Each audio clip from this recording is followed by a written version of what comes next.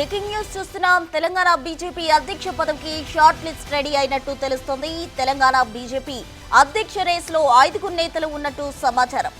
Bandi Sanjay, Etela Rajender, DK అరుణ, రామచంద్రరావు, ధర్మపురి అరవింద్ పేర్లు అధిష్టానం పరిశీలిస్తోందని సమాచారం.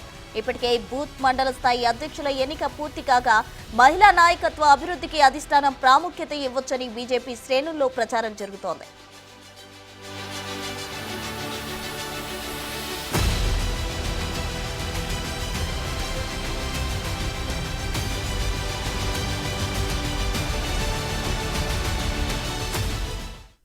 తెలంగాణ బీజేపీ అధ్యక్ష పదవికి షార్ట్ లిస్ట్ రెడీ అయినట్లు తెలుస్తుంది. పూర్తి వివరాలు మా ప్రతినిధి వెంకట్ అందిస్తారు. వెంకట్.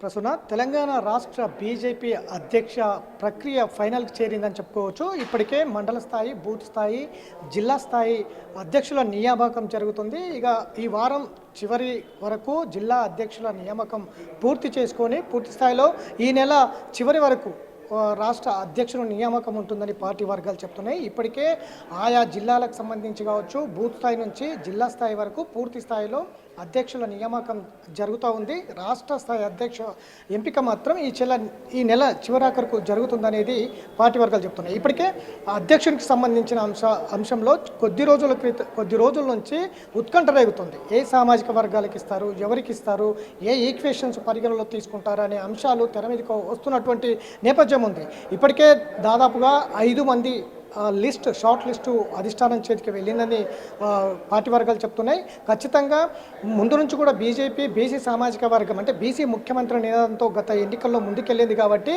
ఈసారి ఖచ్చితంగా బీసీ సామాజిక వర్గానికే అధ్యక్ష పదవి అనేది ఖచ్చితంగా పార్టీ వర్గాలు అంచనా వేస్తున్నాయి. కాబట్టి ఇప్పటికే 5 మంది పేర్లు లిస్టు ఇప్పటికే అధిష్టానం దృష్టికి వెళ్ళింది. అందులో ప్రధానంగా ఈటెల రాజేందర్, డీకే అరుణ, ధర్మపురి అరవింద్, బండి సంజయ్, పార్టీ రామచంద్రరావు ఈ 5 పేర్లు అధిష్టానం పరిగణలో తీసుకుంటుందని చెప్పుకోవచ్చు. ఇందులో ఈ 5 మందికి సంబంధించిన అంశంలో మహిళా ఈక్వేషన్స్ కన్నా తీసుకుంటే, ఎందుకంటే ఇప్పటికే 33% రిజర్వేషన్ ఉంది కాబట్టి మహిళా ఈక్వేషన్ తీసుకుంటే డీకే అరుణ ముందు వరుసలో ఉంటారు. ఎందుకంటే ఆంధ్రప్రదేశ్లో పురంధేశ్వరి మంచి ఫలితాలు సాధించింది, మహిళకు రాష్ట్ర ప్రెసిడెంట్ ఆంధ్రప్రదేశ్లో దక్కింది కాబట్టి తెలంగాణకు కూడా మహిళా ప్రెసిడెంట్ ఇస్తే కనుక ఏ విధంగా ఉంటుందనేది కూడా పార్టీ అధిష్టానం ఆలోచిస్తున్నటువంటి నేపథ్యం కనిపిస్తూ ఉంది. కాబట్టి మహిళా ఈక్వేషన్స్ కనుక తీసుకుంటే ఖచ్చితంగా డీకే అరుణకే రాష్ట్ర అధ్యక్ష పదవి కట్టబెట్టే అవకాశాలు కనిపిస్తున్నాయి. ఇక బీసీ సామాజిక వర్గానికి ఇట్లా పరిగణలోకి తీసుకుంటే కనుక ఇందులో ఈటల రాజేందర్, ధర్మపురి అరవింద్, బండి సంజయ్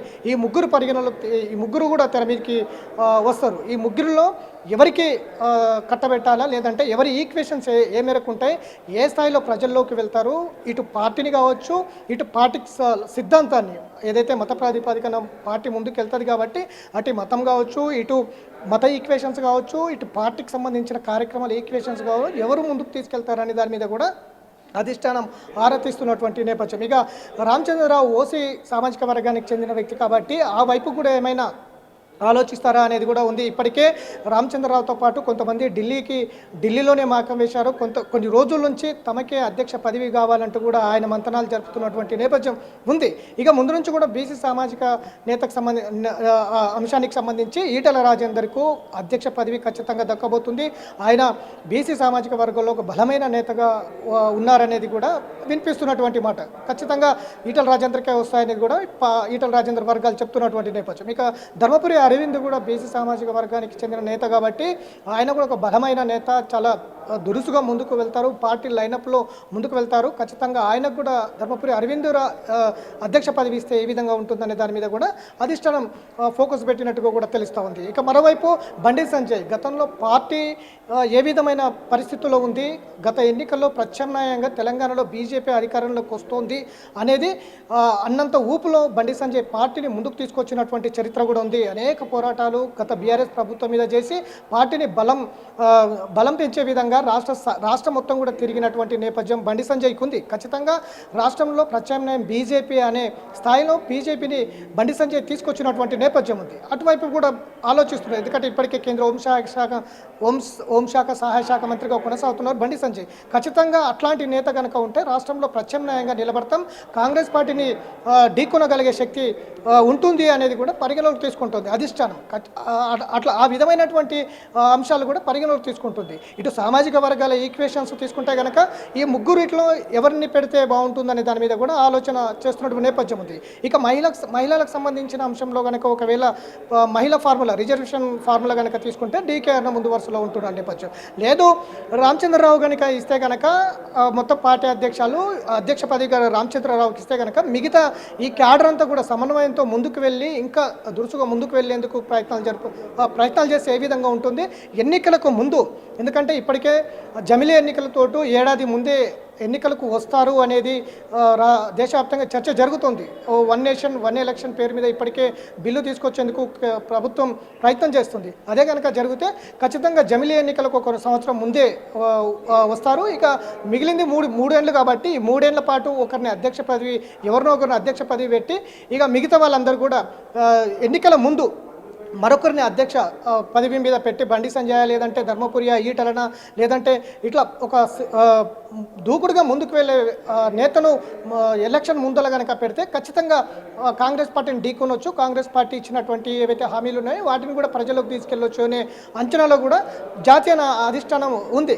కాబట్టి ఇవన్నీ కూడా ఈక్వేషన్స్ తీసుకొని ఫైనల్ షార్ట్ లిస్ట్ అయితే ఒక 5 మంది పేర్లను అయితే అధిష్టానం చేతికి పంపినట్టుగా కూడా తెలుస్తోంది.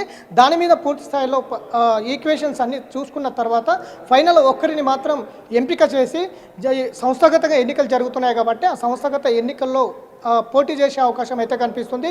ఆ ఒక్క నేత ఎవరు అనేది అయితే సస్పెన్స్గా కొనసాగుతుంది. మహిళా ఈక్వేషన్స్కి ఇస్తారా లేదంటే బీసీ సామాజిక వర్గాల ఈక్వేషన్స్ తీసుకుంటారా లేదంటే ఇంకా ఇటు ఇప్పటికే కొత్త పాత నేతల అంశం కూడా తెర మీద ఉంది కాబట్టి సంఘ్ ఎవరైతే సంఘ్ పరివార్కి సంబంధించిన నేతకి ఇస్తారా అనే దాని మీద ఉత్కంఠ అయితే కొనసాగుతుంది. మొత్తం మీద ఇప్పటికే బూత్ మండల జిల్లా స్థాయిలో సంస్థాగతంగా ఎన్నికలు నిర్వహించుకుంటుంది. పూర్తి స్థాయిలో అధ్యక్షులకు నియామకమైంది కాబట్టి వచ్చే స్థానిక సంస్థలు ఆ తర్వాత వచ్చే ఎన్నికలకు కట్టుదిట్టంగా ప్రణాళికాబద్ధంగా అధ్యక్షుల ఎంపిక కొనసాగుతుంది. యువతకు మహిళలకు ప్రధానంగా పెద్దపీట వేస్తూ వస్తున్నటువంటి నేపథ్యం ఖచ్చితంగా ఉంది. ఈ ఫైనల్ లిస్టులో 5గురిలో ఎవరిని ఎంపిక చేస్తుంది అధ్యక్ష పదవికి అనేది అయితే ఆసక్తిగా ఉంది అని చెప్పుకోవచ్చు.